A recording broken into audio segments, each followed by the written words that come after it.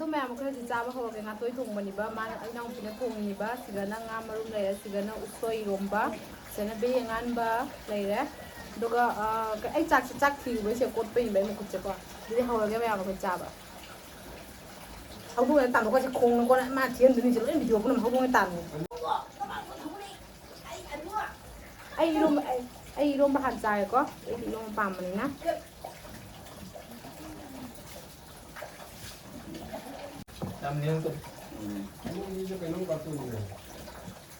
Gaya lumah ni nggak saya batu, itu.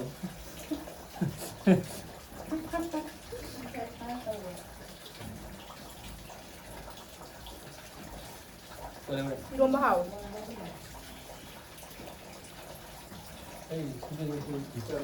Lain semua ni, tu lain tu kalau Mama ini sak-sak lah. Cantik. Kamu deh.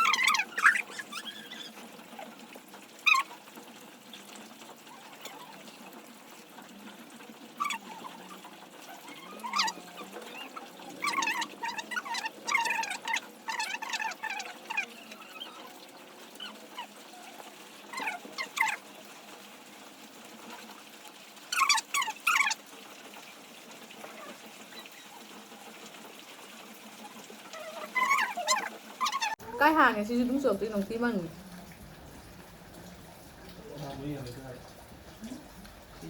Nga đây bây giờ mình cũng cho lại.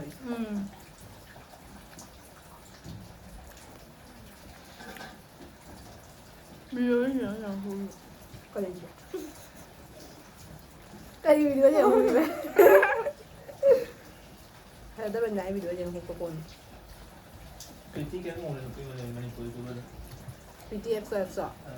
Atau macam bilang ke? Masa bây giờ mà cái chuyệnนั้นเลยchắc tao không lạc được nè hao bên nhang rồi xôi đồng cho hao đấy xôi đồng cho hao đấy xôi đồng mà thế cũng xôi đồng vậy nó hao đấy mà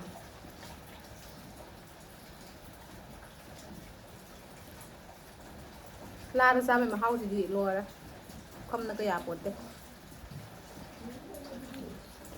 rồi ở đuôi này hay nơi vội nè la ra sao bị châm nơi mình đó đó hao hao cho bên nhang rồi hao phải la ra sao la thì mà hao gì cả nó hay tông ăn là gì vậy khôi la gì khôi khôi này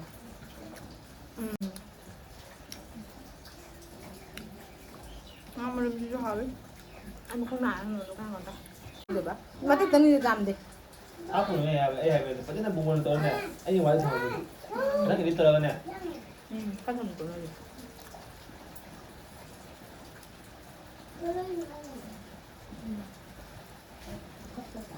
Usai dong mana hao le, usai dong ba.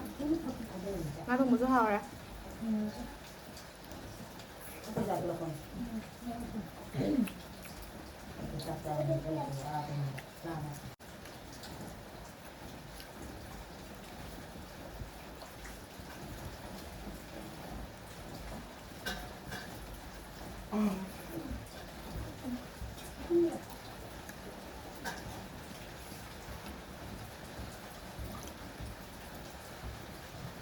Chắc Âu đây rồi không được.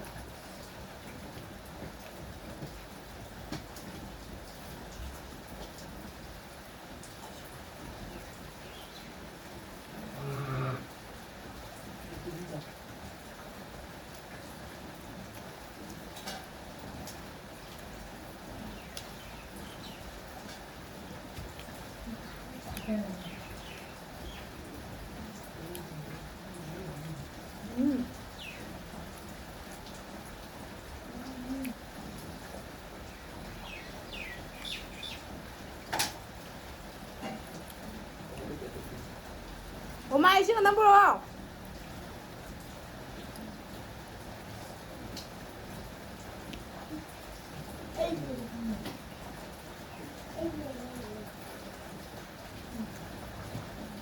난 시간 내면 니 잠 ngoài luôn rồi. Hôm nay mình tàu quay. Nên nhà mới tàu quay được rồi. Video mà nó chỉ dẫn cho quay thôi mà. Mai ra là mà đến mà đi có đi nghỉ còn. Tàu ở đây.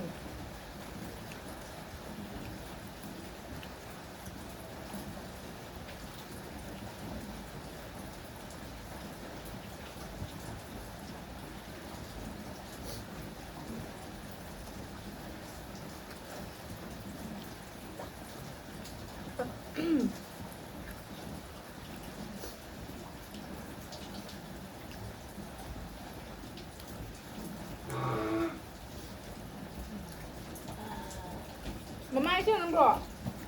Cái bánh nhau nghĩ là bà. Nga lâu là vô. Nga lâu ya rồi.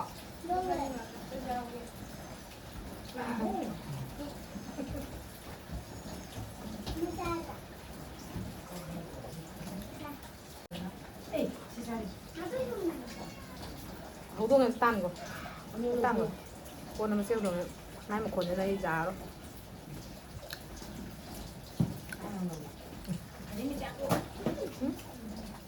Sao cô ạ? Cô nhăn lên nè.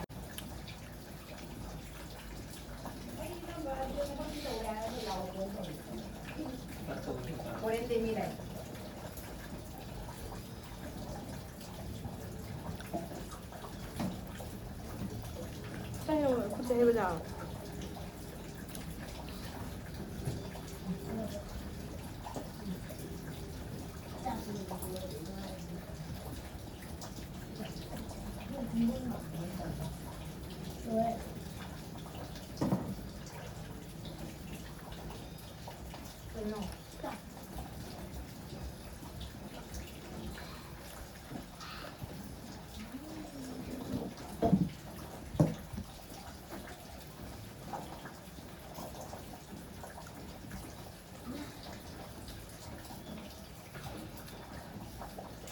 Một trà đấy, khai bông trên khai bông cái trà đấy mình.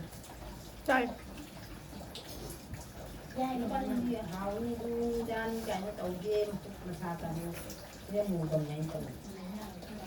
Uang anggap mau bang.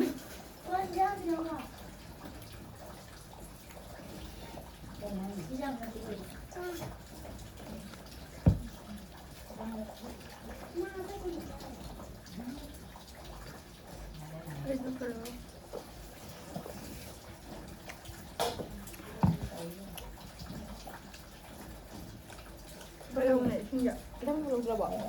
Sinh nhật rồi. Cái gì vậy?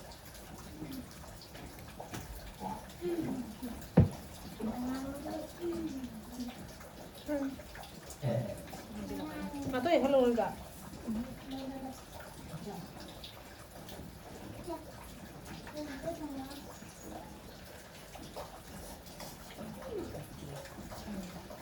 Cái tôi bị lật ra làm ngoài vô. Máy mà tỉnh được sao này.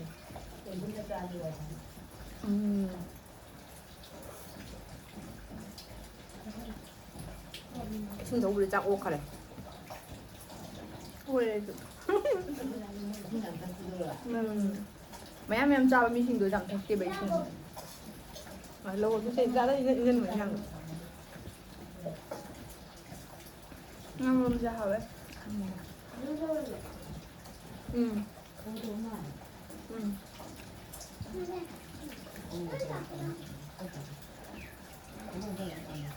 Sao kẹo lên mình làm đồ luôn này.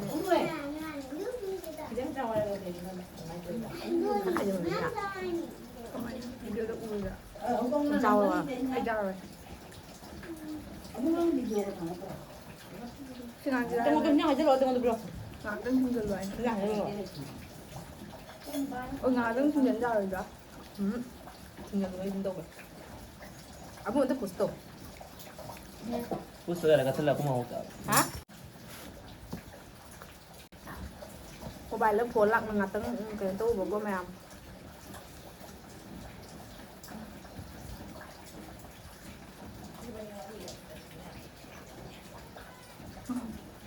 mà đi hầu rồi cười đi hầu rồi à không cho rồi phải ăn sao rồi dia main sama tanya ngalih satu tanya coba ô mấy nè mấy đi ngay bây giờ bên nè nó bao rồi quay số cái để bạn đồ má là đi ngầm đây nó quay đi quay ngầm ở lại lát tengah ke nama kayak mbak nggak macam zoom itu tuh mana ayo mana mbak nggak ke koi itu nggak macam aku mau bisa lebih mbak nggak ke isi pesanin dua lagi mbak nggak ke isiพี่เด็กกับพี่นี่ใช่ไหมตุ้มแต่จะไปหาวัดลูบี้นะแบบไอ้นายแบบนั่งงาจนแบบตรางงาจนด้วยดีๆมีนักก็เอาไว้นะฮะนั่งกับตุ้ยเนี่ยไอ้นายแบบ cây gì masih mà bị đây cả cả masih thì hai điều mà ngáp đi đượcไปhaiแบบเลยไอ้นายแบบตุ้มลงก็haiแบบเดี๋ยวไอ้ลงก็haiแบบงานจุดเลยนั่งกับตุ้ยเนี่ยไอ้นายแบบ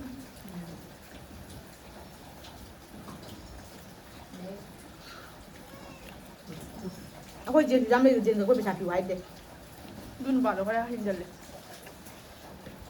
hai dun ta nó nga là không muốn từ để dùng nè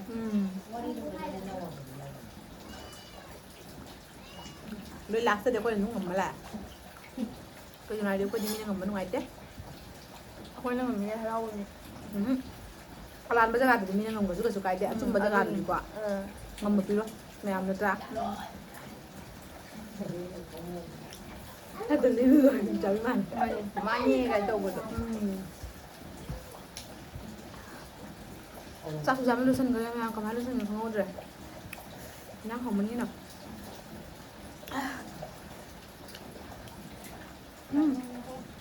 ngambil dia mahal mahal chân còn nặng đặt hơn một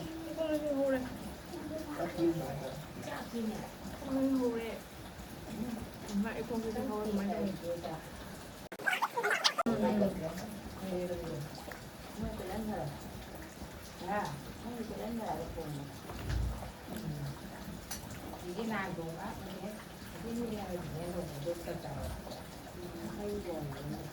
Ngắn tengah con nuôi bùa.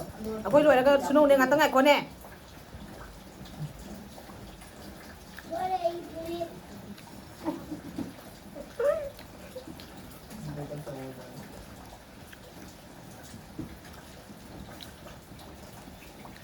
Sao rồi thế? Anh lấy. Ôi quê. Nó hầu vậy đại. Ui nè.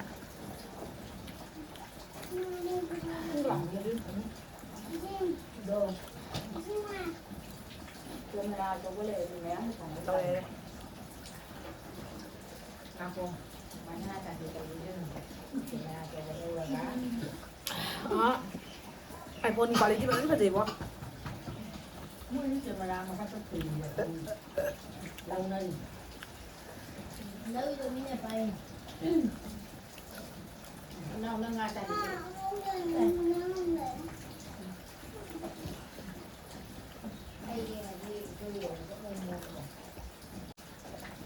Rồi anh cho em một.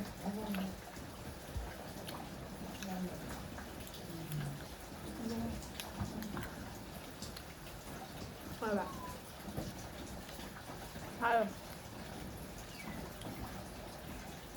Tôi quên nhỉ? Hết chuyện nhỉ? Mình đâu biết. Tôi mẹ một cái gì sao bên lùi đấy. Được không? Sige nga fazana haway mathangda mungbang ko ngamdo la ngamoy da khangde kay ngani ay ma jaw bi tawni ba ado video sa da sunga sa lagay ma ko bye